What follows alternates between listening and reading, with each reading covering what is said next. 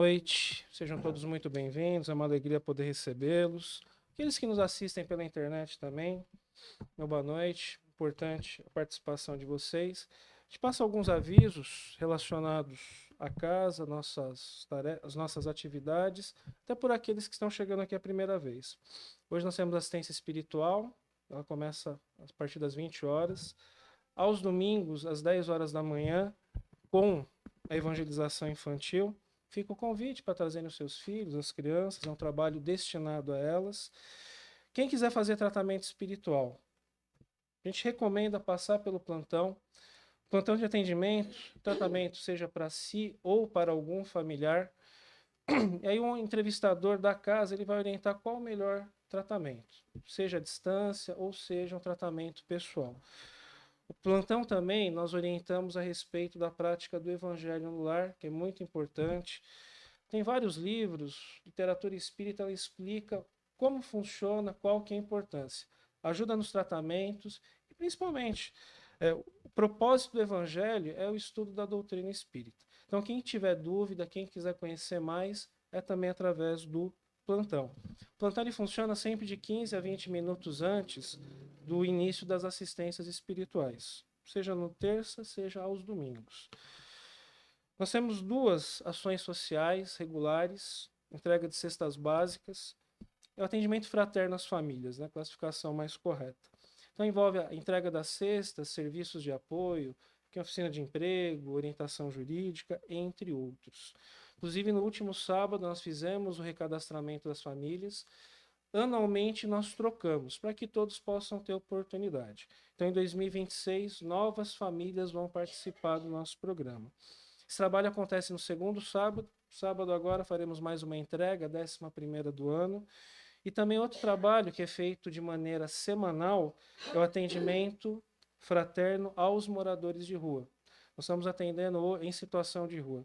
Nós estamos atendendo hoje 350 pessoas com vários materiais, alimentação, que são os lanches, material de higiene, vestuário. Então nós divulgamos esses trabalhos a quem quiser vir, conhecer, participar, mas também em relação à captação de recursos. No mês de novembro, nós vamos fazer um evento específico com essa finalidade. Vai ser um bingo com pizza no restaurante da OAPM, nos clubes oficiais, como lembra aqui minha amiga. Cada convite, ingresso adulto, R$ 70, crianças, valor de R$ 35. Então, quem quiser adquirir os convites, converse com o trabalhador da casa, através do Pix.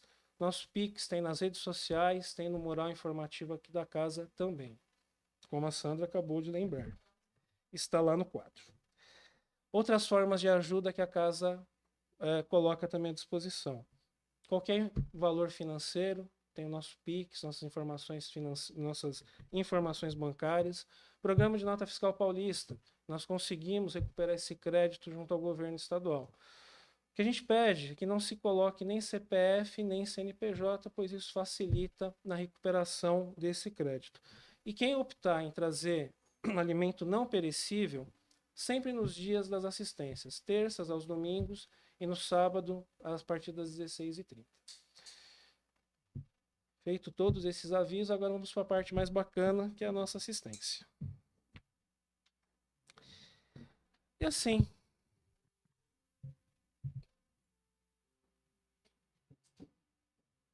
nós vamos agora, eu aqui já saudando nosso querido Marcos, que será o palestrante da noite, que nos trará a boa nova.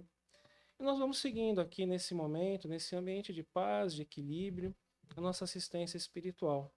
Nós rogamos a Jesus a força, o equilíbrio. Chegamos aqui e já somos assistidos, somos amparados, somos fortalecidos. Diversos mentores, benfeitores espirituais analisam as nossas demandas. E quando Jesus dizia que quando 2 ou mais pessoas estivessem falando em seu nome, ele aqui estaria. Por isso que assim eu digo, Jesus, Pai amado, Pai de força, nos dê a sustentação necessária nesse momento de tantas tribulações, de tantas adversidades. Rogamos a tua ajuda, a tua força, o teu equilíbrio, a tua paz. Que nessa assistência possamos sair daqui melhores, que sejamos atendidos de acordo com o nosso merecimento. mas confiantes na sua ajuda, na fé, na caridade e no consolo. E que a tua força inspire nosso querido amigo Marcos, que hoje visita a casa, com a sua prestatividade, com a sua palavra de luz, de orientação, e que a Boa Nova possa nos servir, nos fortalecer e nos amparar. Que assim seja, com a graça de Deus. Estava comentando aqui com o Marcos o tema experiências pessoais, o livro Encontro Marcado, é isso?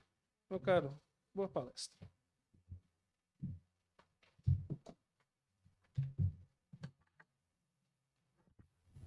Boa noite, meus irmãos. Vocês me ouvem bem? Vamos tentar dessa forma. Se eu baixar o tom, vocês estiverem ouvindo, me dá um alô que eu elevo a voz. Para iniciar a nossa reflexão, eu gostaria de lembrar a vocês uma passagem que há no Evangelho de Mateus, no capítulo 2. É o único evangelista que fala sobre isso. Logo após o nascimento de Jesus, nós encontramos a ida dos reis magos ao encontro de Jesus querendo visitá-lo, né? o Jesus menino. E Herodes, ao saber que havia nascido o rei dos judeus, que já era, né, profetizado já da antiguidade, a vinda de Jesus, mas era declarado o rei dos judeus, se preocupou e, encontrando os reis magos, disse a eles que gostaria também de encontrar o menino Jesus e sugeria a eles que, quando o encontrasse, voltasse para dizer a ele onde estava o menino, porque ele queria ir pessoalmente adorá-lo. Obviamente, a gente, no discurso evangélico, os reis magos encontram Jesus, porém, percebendo que havia ali uma maldade do governante da Judéia, resolvem tomar um caminho diferente de volta. E aí Herodes, ao se dar conta que estava sendo enganado e investido de ira, determina que todas as crianças com menos de 2 anos de idade fossem assassinadas. Talvez seja uma das falas mais difíceis e mais cruéis que a gente encontra no Evangelho, né? Assassinar crianças inocentes que a gente nem sabia quem são, né? Mas a gente se pergunta como ficaria os pais desse governador, como eles entenderiam isso? E os seus irmãos? E essa experiência desse governador, Herodes Antipas, era uma experiência pessoal, estava ele experimentando a condição de poderoso na terra, era o governante da Judéia. E na sua sede de poder, né, sem se preocupar com as dores que causaria a sua decisão, resolve, então, assassinar as crianças para não correr risco à perpetuidade do seu poder. Doce ilusão. Nessa reflexão que a gente começa, o Emmanuel nos diz, nesse texto, Experiências Pessoais, que sustentar o esclarecimento contra a influência do mal é uma obrigação nossa, é um dever nosso. A gente precisa estar constantemente atento a isso, para que a gente também não se deixe levar pela criminalidade, pelos desequilíbrios que muitas vezes a gente sabe, a doutrina espírita nos ensina, o processo de resgate, de reequilíbrio, muitas vezes requer muito tempo e é muito doloroso. E ele nos diz que isso, quando a gente trata, por exemplo, de espíritos que não são próximos de nós, talvez seja mais fácil da gente suportar. Mas quando temos os nossos familiares, aqueles nossos irmãos, pais, mães, filhos, primos, amigos íntimos, que a gente percebe que estão em vias de tomar decisões que levam a situações de risco, ou mesmo já tomaram decisões que, no nosso entendimento, os levará a perda até da própria oportunidade que a providência nos concede numa nova existência, nós nos desesperamos. E aí, nesse desespero, muitas vezes acabamos gerando mais conflitos, mais dissidências, mais ressentimentos, mais mágoas, mais separações, por nossas atitudes preconceituosas, por achar muitas vezes que esse nosso irmão estará perdido para sempre. E nesse sentido, nesse desespero, às vezes a gente toma decisões extremamente duras para nós mesmos. Como nós encontramos no livro O Céu e o Inferno, um dos 5 livros que compõem a obra espírita kardecista, né? Que são os livros básicos da doutrina espírita.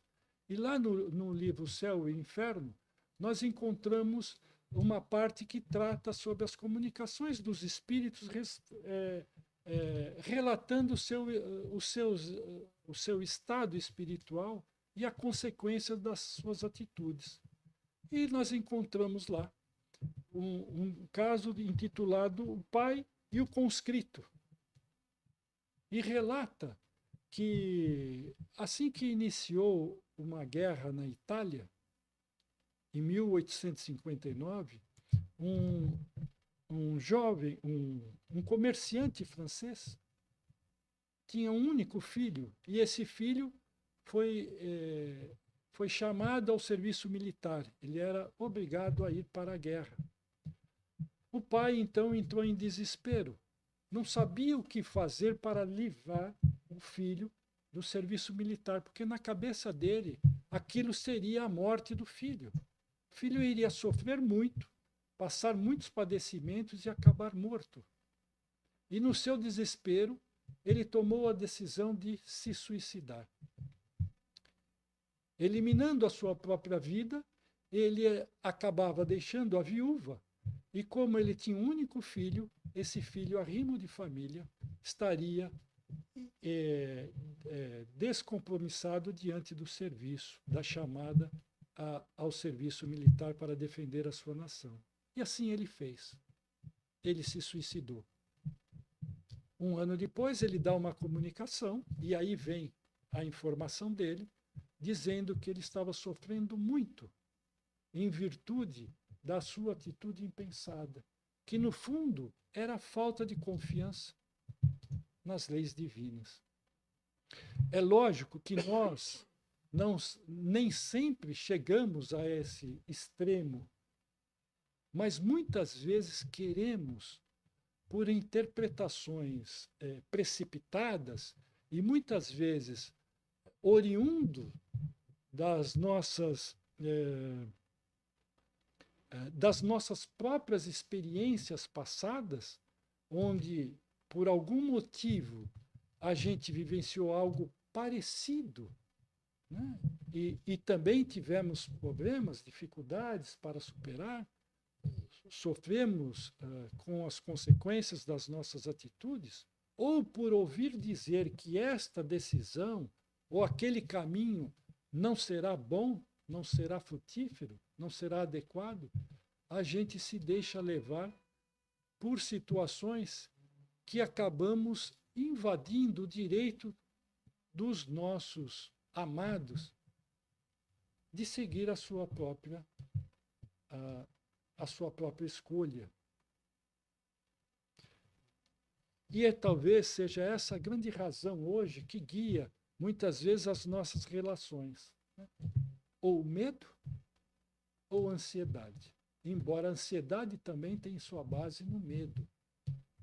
Nos diz Joana de Ângeles, na sua obra, que tem um viés psicológico, que a causa dessa ansiedade que nos assola hoje é algo recorrente, né? A gente vê jovens já tomando remédio para combater a ansiedade. A nossa sociedade é uma sociedade hoje doente. E a ansiedade muitas vezes nos impede da gente entender a necessidade do nosso semelhante, de vivenciar experiências, de vivenciar situações novas, de ter o direito de seguir seu caminho. E ela pontua que algumas coisas fazem com que a gente esteja sempre ansioso. A primeira coisa é a nossa insegurança emocional. Temos muita dificuldade em lidar com o desconhecido ou com a mudança.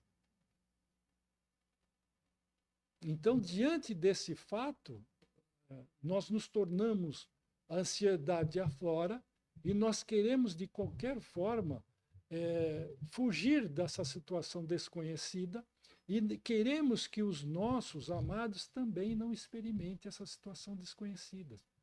Fruto, muitas vezes, da nossa insegurança, do nosso medo, seja por vivências passadas, seja por vivências presentes, da vida atual. E achamos que o nosso irmão vai ter os mesmos sentimentos e os mesmos sentimentos que nós. Além da insegurança emocional, encontramos muitas vezes no ansioso o inconformismo, a rigidez de achar que o outro tem que fazer exatamente aquilo que ele acha certo.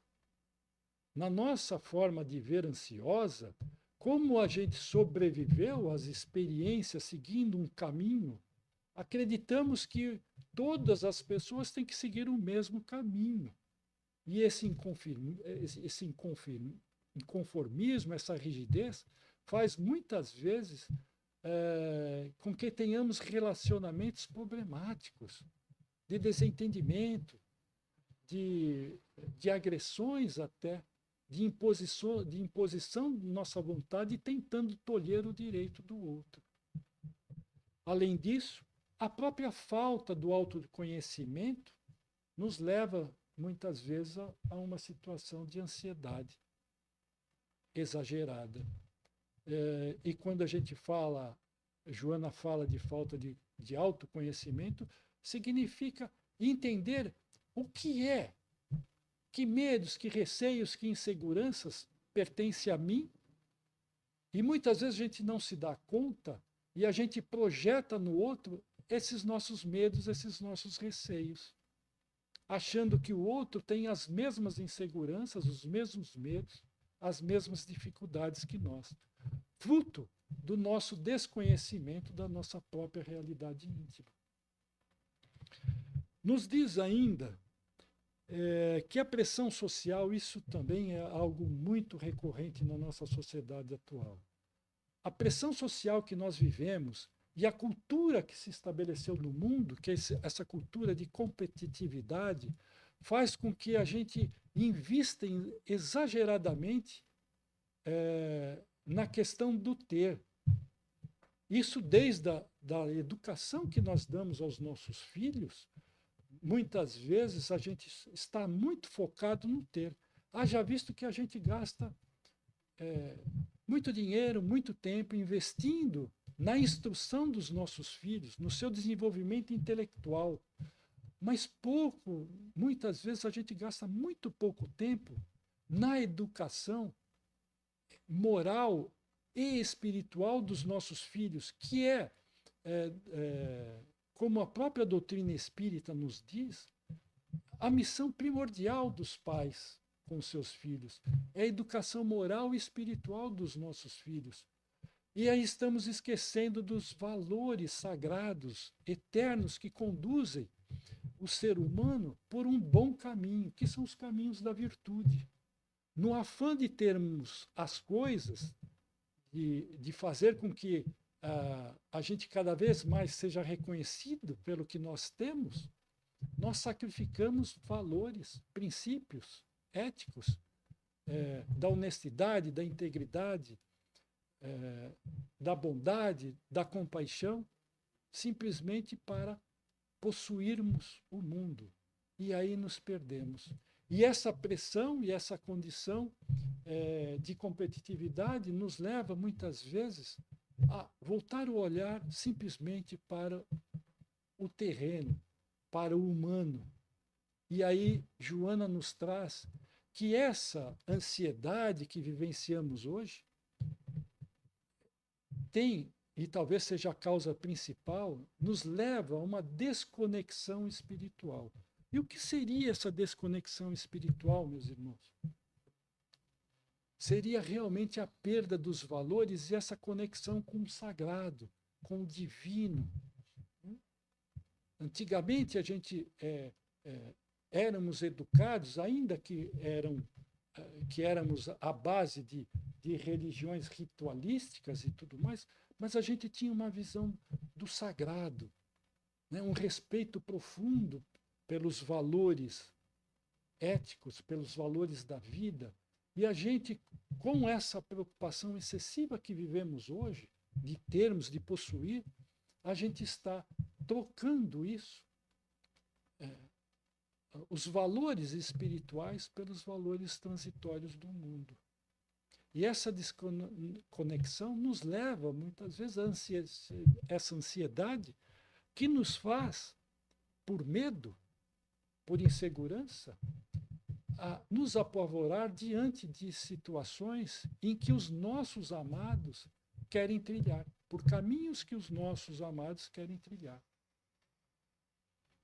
E dessa forma, a gente tentando impedir que esses amados sofram, que esses amados sigam caminhos que para nós não devem ser seguidos, a gente muitas vezes tem posturas de dominação, ou seja, exigimos que o outro faça exatamente aquilo que nós achamos que é certo, que é correto, tolhendo o direito dele de escolha, ou nós agimos com excesso de proteção.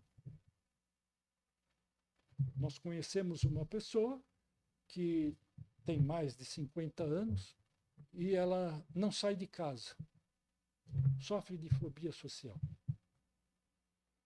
E ela diz assim, não, eu não saio de casa porque as pessoas me fazem mal.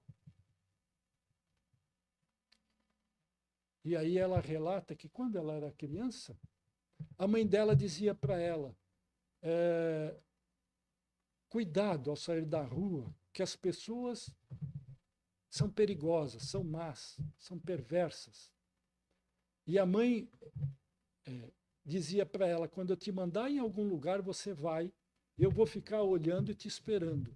Não desvie o seu caminho, não olhe para os lados, porque é tudo muito perigoso. E essa, obviamente, uma menina, embora esse discurso da mãe afirmando que era tudo muito perigoso, que o mundo era perverso, era mau, ela tem novas amizades. Ia na escola, frequentava a escola, e tinha dias em que ela saía com as amiguinhas para ir para casa.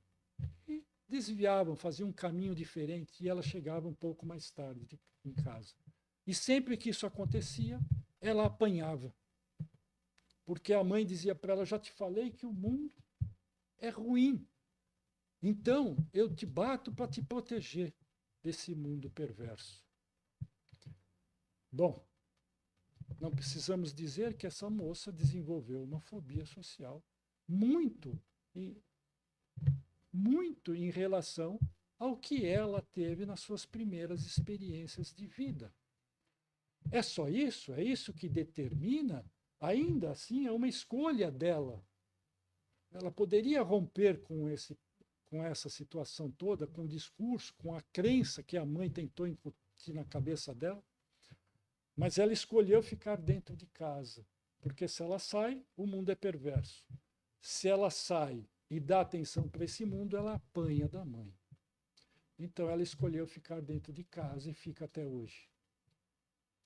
Há uma paralisia que, de certa forma, representa os nossos medos, os nossos receios. Esse excesso de proteção gera, muitas vezes, esses comportamentos fóbicos, e a gente, acreditando estar fazendo o melhor, estamos impedindo a pessoa de vivenciar na plenitude da sua existência as imensas possibilidades que nós, na condição de espíritos, estamos tendo encarnado para poder desenvolver as nossas potencialidades. Então, hoje a nossa sociedade está muito doente nesse aspecto. Cada vez mais estamos intolerantes, achando que só a nossa forma de ver o mundo é a forma correta. Os nossos amigos que não agem como a gente pensa, a gente cancela hoje em dia, não é o termo adequado, né? Aquele que não pensa como eu penso, né? Esse tem que ser banido do meu grupo. Então nós estamos empobrecendo a nossa existência, porque é justamente na diversidade das opiniões, das manifestações, da forma de vivenciar a vida, é que nós encontramos a beleza da vida, a infinitude de manifestações. E nós, esquecidos disso, achamos que somente a nossa forma de ver o mundo é a correta, somente a nossa forma de caminhar é a certa. E nos diz ainda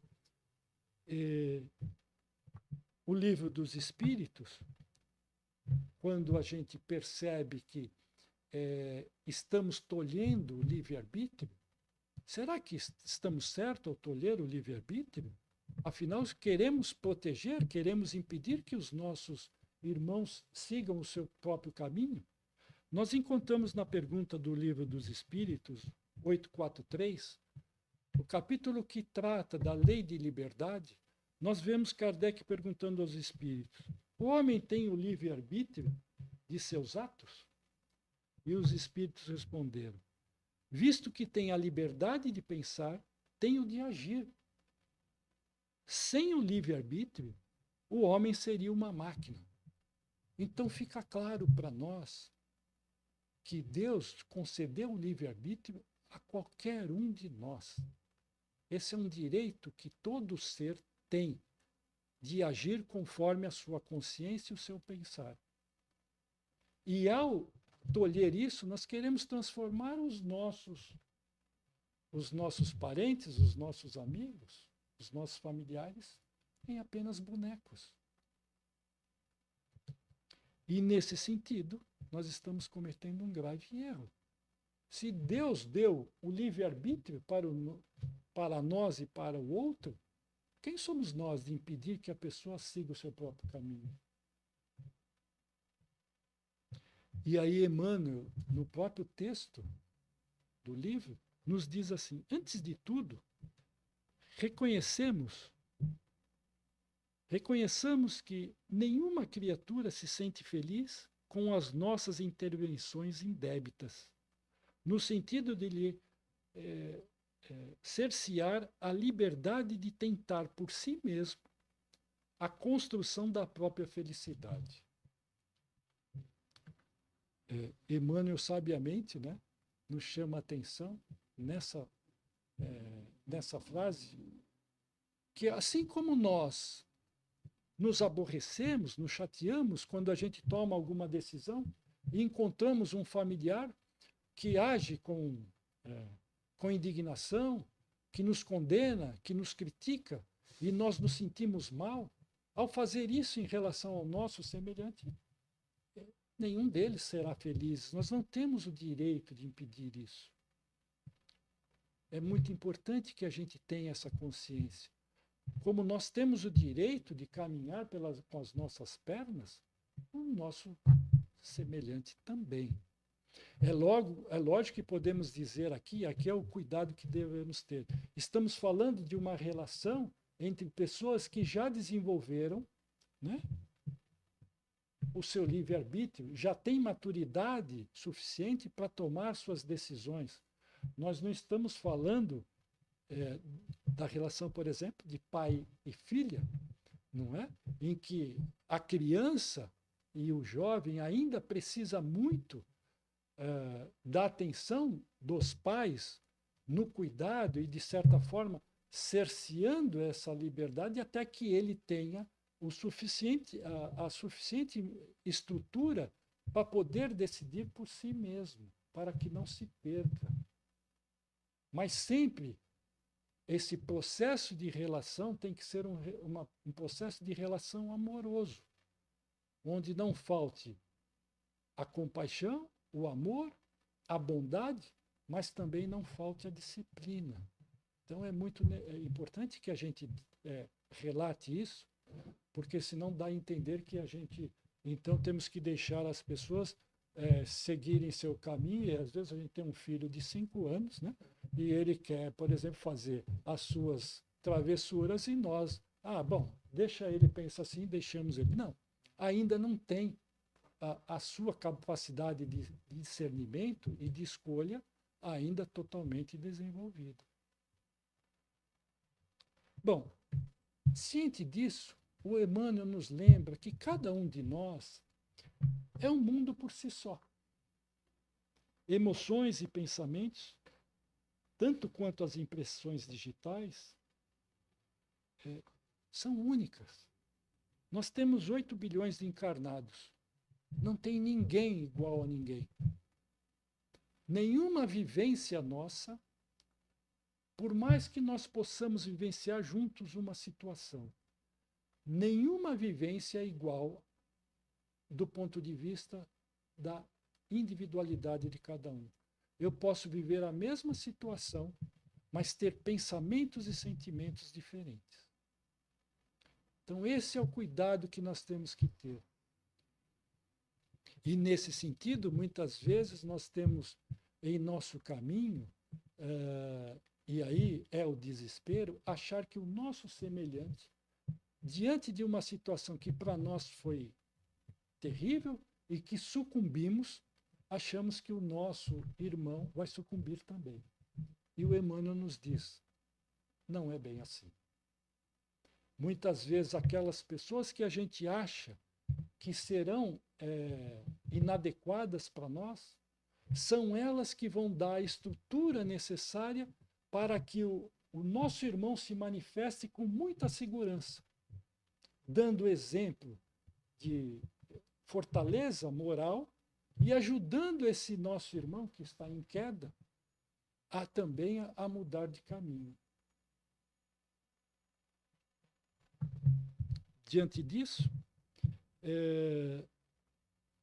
a gente tem que entender também que as circunstâncias são diferentes. A gente olhando a nossa vida hoje, e olhamos há 20, 30 anos atrás, menos a nossa irmãzinha, que ela pode olhar 2, 3 anos atrás, né? Mas, olhando isso, a gente percebe o quanto as coisas mudaram. A maioria de nós, que são jovens há mais tempo, né? Nós fomos educados apanhando. Né? E hoje, educar batendo é crime. Infelizmente, ainda hoje, há pais que defendem como instrumento de educação a surra. Não se cabe mais hoje, nos dias de hoje. Mas nós entendemos muitas vezes que é necessário. O que nós precisamos é passar valores aos nossos filhos. O que nós precisamos é passar valores aos nossos irmãos, com as nossas atitudes, com as nossas palavras. É isso que vai fazer com que a sociedade melhore. É isso que vai fazer com que aqueles nossos irmãos de caminhada, que muitas vezes a gente acha que vai cair, né, vai invalidar a sua existência, faz com que ele se sobressaia daquela situação muito melhor do que nós passamos no passado.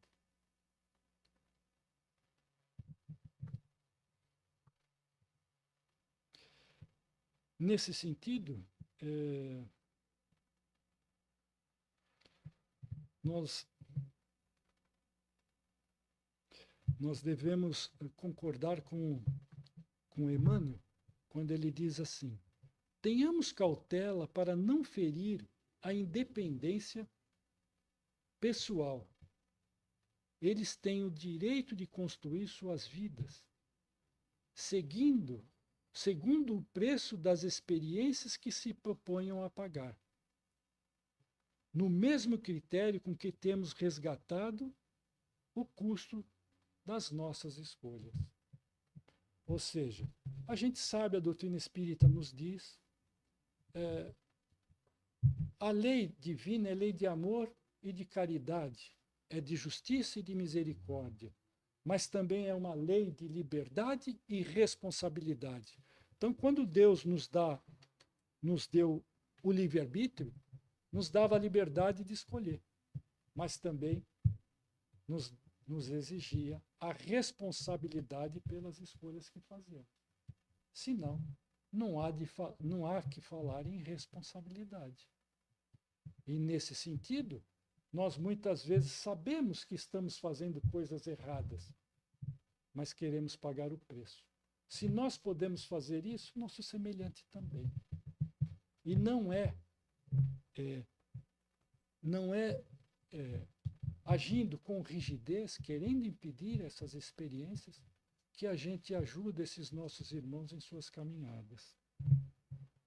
Na pergunta do Livro dos Espíritos, a pergunta 837, que fala sobre a lei de liberdade, Kardec perguntou aos espíritos: qual é o resultado dos entraves postos à liberdade de consciência?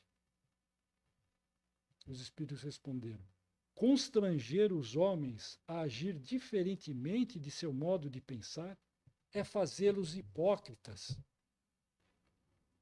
A liberdade de consciência é um dos caracteres da verdadeira civilização e do progresso. Veja, quando a gente impõe a nossa vontade, tolhendo a liberdade do outro de agir como ele pensa, longe de estarmos ajudando a humanidade a ser uma humanidade mais honesta nas relações, de ser uma sociedade mais justa, mais tranquila, mais serena, nós estamos formando hipócritas. Pessoas que, longe de fazer com o coração, estão fazendo por medo, por receio, por dúvida e esperando a oportunidade adequada para poder exteriorizar muitas vezes sentimentos de revolta, de indignação e gerando muito mais sofrimento e dor para a humanidade. E nós esquecemos disso. E aí vem uma pergunta, né?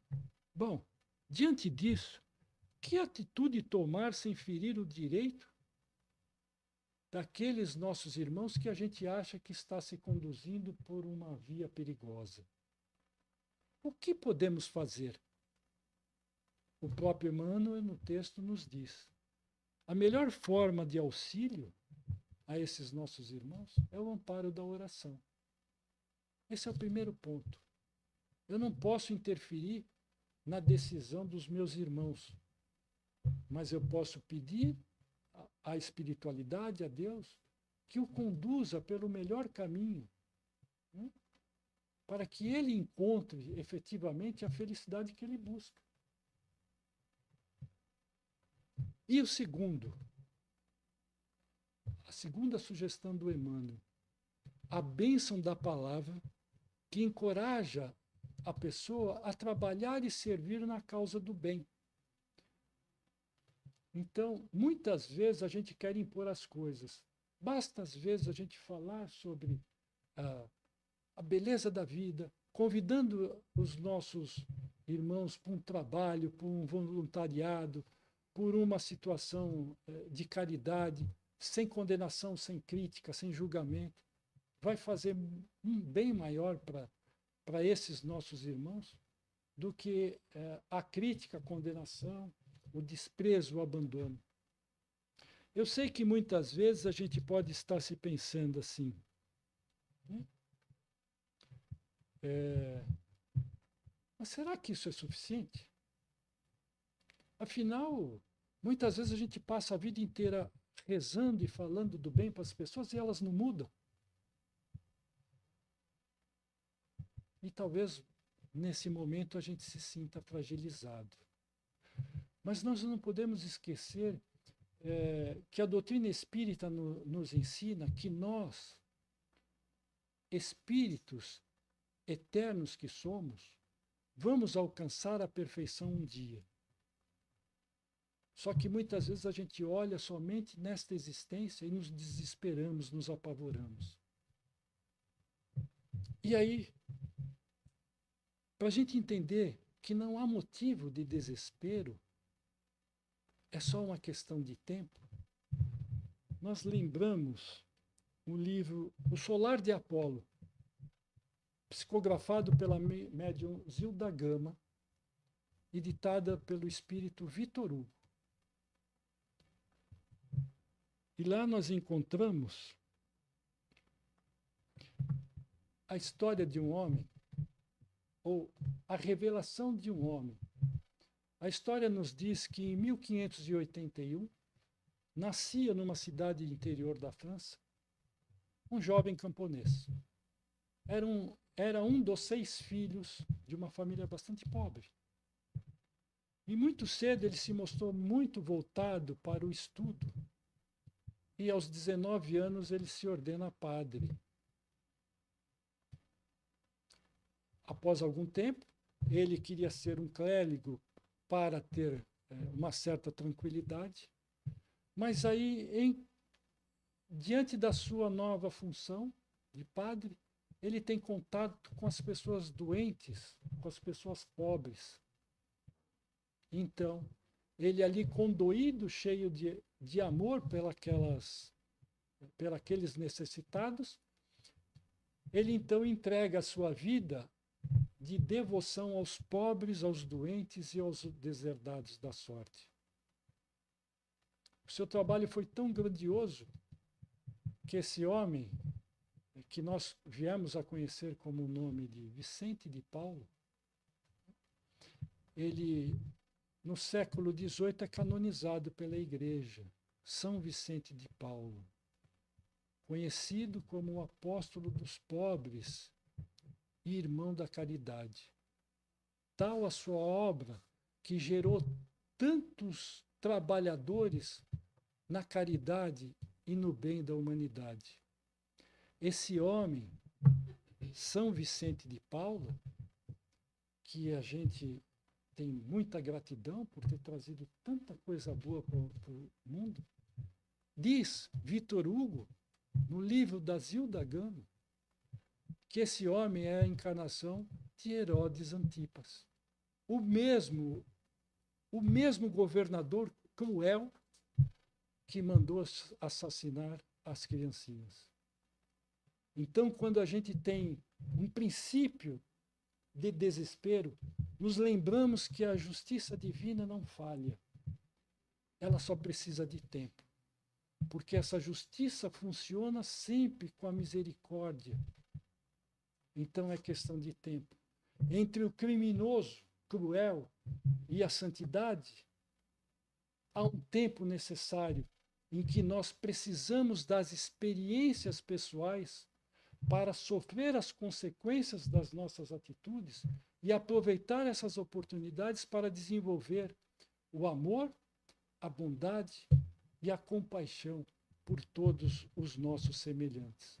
Entendido isso, meus irmãos, quando olharmos os nossos queridos, amados, que parecem estar perdidos e transviados, nos lembremos que amanhã talvez ele esteja numa condição espiritual muito mais elevada do que nós, porque na condição que nós nos encontramos, ainda não somos santos.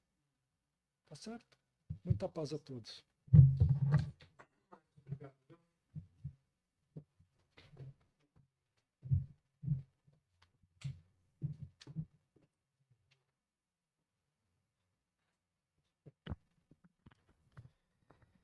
E assim, nesse momento agora, nesse instante, Refletindo sobre as mensagens, sobre as belas palavras do nosso amigo Marcos, nós vamos elevar os nossos pensamentos a Jesus. E nós vamos, em comunhão com Cristo, doar o amor, a caridade, a fraternidade, através de vibrações. E assim, juntos com Jesus, vibremos. Vibremos por todos os povos, por todas as nações, pelo Brasil, a pátria do Evangelho, o coração do mundo. Vibremos por aqueles que se colocam na condição de inimigos. Vibremos pelos nossos irmãos e irmãs que vivem em situação de rua. Vibremos pelos nossos lares e pelos nossos familiares. Vibremos pelos nossos entes queridos que estão ou que estejam enfrentando qualquer adversidade. Vibremos pelas sociedades espíritas, religiosas, que promovem o amor, a fraternidade e a caridade. Vibremos por todas as pessoas amadas que estejam ou que estão nesse momento adoentadas, buscando a cura física e buscando também a cura espiritual. Vibremos pela nossa instituição, a Casa do Caminho de Santana, que busca, com força, com muita luta, doar o amor, a caridade, atender esses nossos amigos, esses nossos companheiros que buscam a nossa ajuda. E nesse momento de agora, nós vamos mentalizar Jesus e vibrar naquilo que mais precisamos, que mais necessitamos, na confiança e na certeza que o nosso querido Pai, nosso Mestre, como já dizia, não abandona nenhum de seus filhos. Que a luz do Pai possa penetrar em cada um de nós, levando equilíbrio, paz, tranquilidade e muita força. E assim nós vamos concluindo a nossa atividade de hoje, agradecendo a Jesus pela oportunidade, pela boa nova, pela mensagem cristã de hoje. Agradeço a presença de todos. Nós vamos concluir o nosso trabalho na sequência com os passes.